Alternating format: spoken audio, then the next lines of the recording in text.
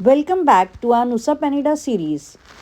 जैसे कि आपने पिछले वीडियो में देखा, हमने एक्सप्लोर किया था west Nusa Penida on day 1 और आज बारी है ईस्ट नुसा पेनिडा की, जहाँ के व्यूज़ और वाइब्स दोनों ही बिल्कुल अलग, बिल्कुल ख़ास है। सुबह हम जल्दी उठ गए और अपने ड्राइवर का इंतज़ार कर रहे थे।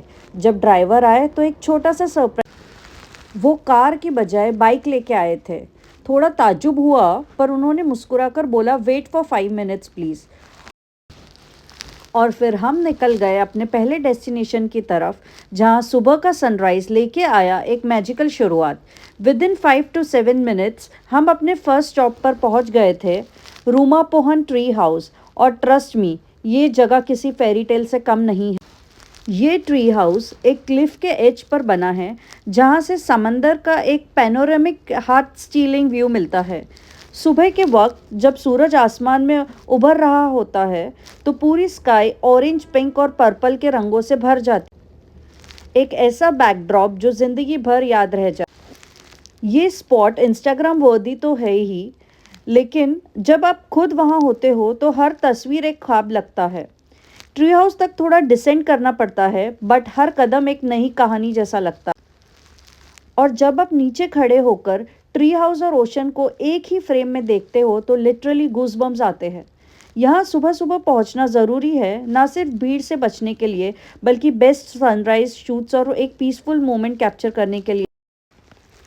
यहाँ के नज़ारे देखकर बस एक ही बात कह सकते हैं, सुबह उठना ट्रूली वर्थ इट।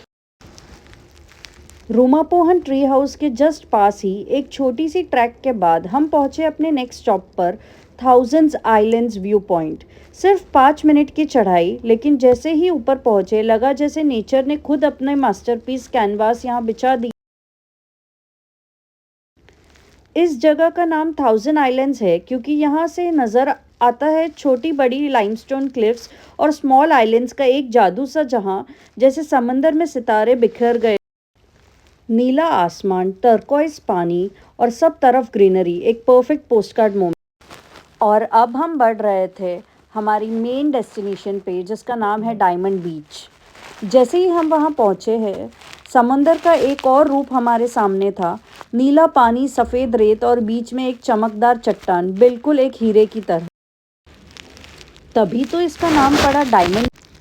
यहाँ तक पहुँचने के लिए एक क्लिफ साइड स्टेयरवे से नीचे उतरना पड़ता है।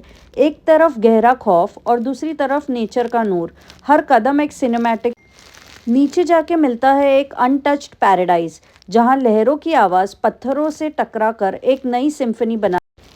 बस 2 घंटे में हमने ईस्ट नुसा पेनिडा के सबसे खूबसूरत पोस्टकार्ड जैसी जगह को जी भर के महसूस किया और फिर वापस आ गए अपने ड्रीमी एयरबीएनबी में, जो यहीं ईस्ट पेनिडा में था, सिर्फ 10 मिनट। और जब हमने अपने एयरबीएनबी से नज़र उठाई तो वही डायमंड बीच, जिसे हम थोड़ी देर पहले छू कर आए थे, दूर से एक और रूप में, एक और नशा बन के सामने था।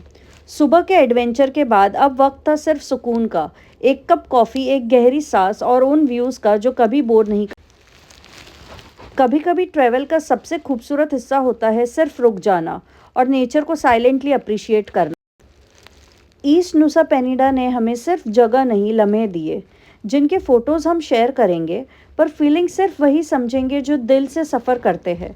स्टे ट्यून, क्योंकि अगला व्लॉग लेकर आएंगे हम बाली का, क्योंकि अब नुसा पेनिडा का सफ़र हो रहा है कंप्लीट, और भी ड्रीमी व्यूज़ और सोलफुल मोमेंट्स के साथ।